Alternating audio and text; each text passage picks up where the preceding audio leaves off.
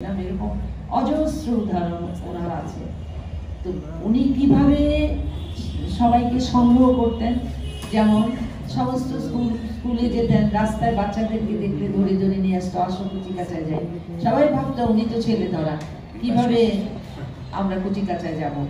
এইভাবেই উনি নিয়ে আসতেন। এবং আমি বলতাম যে মুস্তফাই হলো টিকিট কালেক্টর, টিকিট সংগ্রহ করতেন।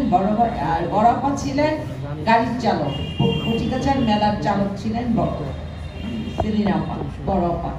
বড়াপার কাছে সব হাজির করতো। আর ফরিদা বিদ্যায়তনও যে কোনো টিচার যদি কেউ চাকরির জন্য আসতো, প্রথমেই বলতো কুচিকাচা করতে হবে।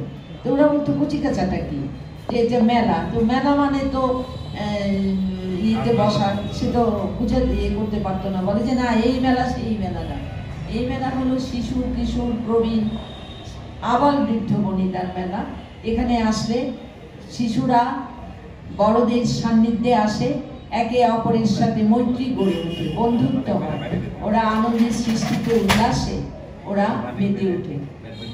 তো খুব কষ্ট পেয়েছিল যে মোস্তফা ভাই যখন ফরিদা বিদ্যায়তনে 2006-তে আমাদের স্কুল প্রাঙ্গণে চলে আসছে অন্য একজন হেডমাস্টার, আমাদেরকে স্কুল থেকে বের করে দেয়।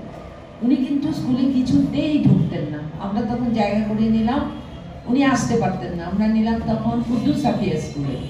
বড়াপা সেখানে যেতে চাইতো না, মুস্তফা সেখানে যেতে চাইতো না, বলতো যে এটাই তো আমাদের প্রাণের জায়গা, এখান থেকে কেন সরে গেলেন। যে মুস্তফা ভাই আমাদের তো জায়গা দিচ্ছে না, আমরা তো কোনো একটা জায়গায় করব।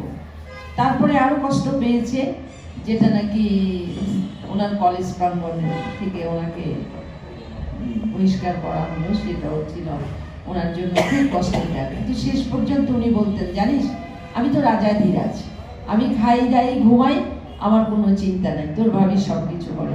এমনও দিন গেছে মোস্তফা ভাই, ভাবি তো ফরিদা বিদ্যায়তনে চাকরি করতেন, মোস্তফা ভাই বাজারের ব্যাগটা নিয়ে বেরিয়েছে, বাজার করবে।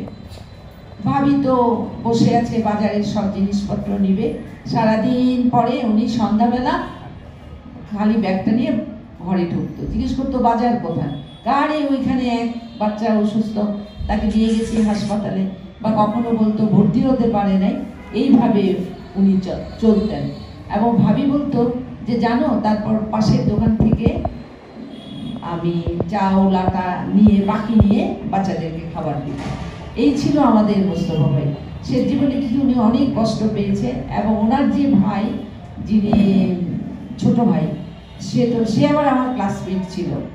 তো একবার মনে আছে, ওনার পায়ে একজোড়া স্যান্ডেল ছিল, ভালো স্যান্ডেল, কে যেন কিনে দিয়েছে। তো বলছে যে জানিস এই স্যান্ডেলটা আমি ওকে দিয়ে দিব। ভাইটার নাম যেন কি ছিল ভুলে গেছি। তো বলে কি, ও আমাদের কলেজে পড়তো, যে মোস্তফা ভাই কেন তাকে দিবেন? বলে না, ও তো কলেজে পড়ে, ওকে দিতে হবে। পরে দেখা গেল কি, ওনার পায়ে যে স্পঞ্জের স্যান্ডেল, ওটা একটা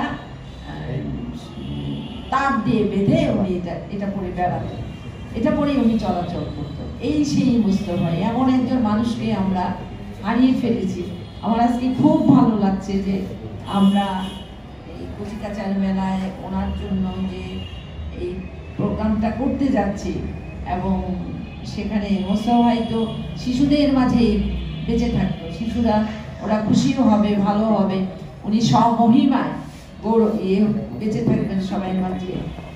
সমস্ত স্কুলগুলি আমাদেরকে সহযোগিতা করছে, সবচেয়ে সহযোগিতা করছে। আবার বাইরে যিনি বসে আছে অসম্ভবভাবে খুব উৎসাহিত করছে আমাদের ছেলেমেয়েরা। আসলে বুঝি এখন তো অন্যরকম, ছেলেমেয়েরা স্কুল ডাকলেও আসতে চায় না, আসে কম আসে। কিন্তু এই একটা যে বিশাল কর্মযোগ্য, এটাকে সহায়তা করার জন্য যারা আজকে হাত বাড়িয়েছে, তাদের প্রতি আমার কৃতজ্ঞতা, শুভেচ্ছা, অভিনন্দন। সবাই ভালো থাকুন, সুস্থ থাকুন, আমরা যেন এই কাজটা করে যেতে পারি, সকলের উপর শান্তি বর্ষিত হোক, এই বলেই আমি আমার বক্তব্য শেষ করছি।